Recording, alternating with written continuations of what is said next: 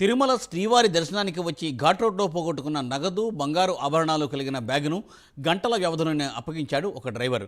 విశాఖపట్నం జిల్లా పార్వతీపురానికి చెందిన గోపాలకృష్ణ తిరుమల శ్రీవారి దర్శనానికి కుటుంబ సభ్యులతో కలిసి వచ్చారు. వాహనంలో ఘాట్ రోడ్లో వెళ్తూ ఉండగా ఫోటోలు తీసుకునేందుకు ఘాట్ రోడ్లో కారును ఆపి కుటుంబ సభ్యులు ఫోటోలు దిగారు. ₹1,50,000 నగదు, 140 గ్రాముల బంగారు ఆభరణాలు ఉన్న బ్యాగును ఫోటోలు తీసే సమయంలో అక్కడే మరిచిపోయారు. తిరుమలకు వెళ్లిన తర్వాత బ్యాగ్ కనిపించకపోవడంతో గోపాలకృష్ణ పోలీసులకు ఫిర్యాదు చేశారు. అంతలోనే జీపు డ్రైవర్ భూపతి నాయుడు సదరు బ్యాగ్ దొరికిందని పోలీసులకు అప్పగించాడు. భూపతి నిజాయితీని పోలీసులు అభినందించారు. ₹1,50,000 డబ్బులు, ₹8.5 లక్షల విలువ చేసే బంగారము, డాలర్స్ అన్నీ అక్కడ ఉంచి ఫోటోగ్రాఫ్స్ తీసుకొని ఆ బ్యాగ్ మర్చిపోయి కిందికి దిగారు.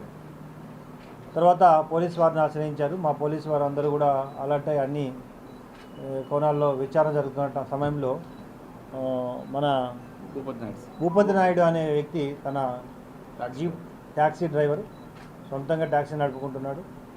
ఆయన అక్కడున్న బ్యాగ్ను గమనించి